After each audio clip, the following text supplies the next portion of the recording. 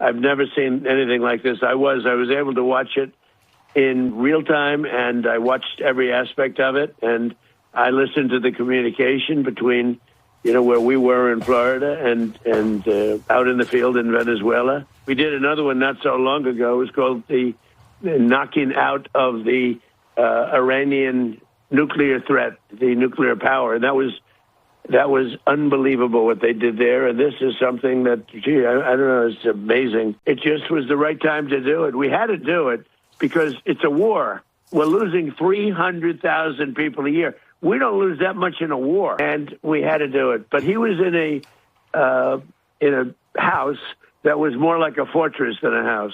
It had steel doors. It had what they call a safety space, where it's solid steel all around. He didn't get that space closed. He was trying to get into it, but he got bum rushed so fast that he didn't get into that. We were prepared to do a second wave. We were all set.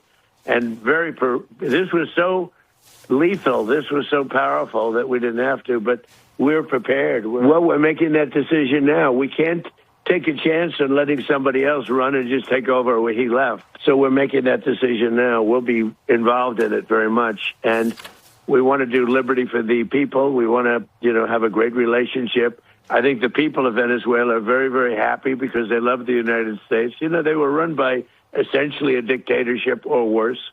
It couldn't have been worse. It was a terrible thing that was taking place in Venezuela. Well, if they stay loyal, the future is really bad.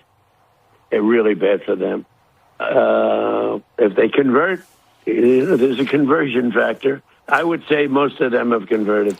He's had very little loyalty. In fact, I noticed that today that some people are marching on the street waving flags, and they're very in support.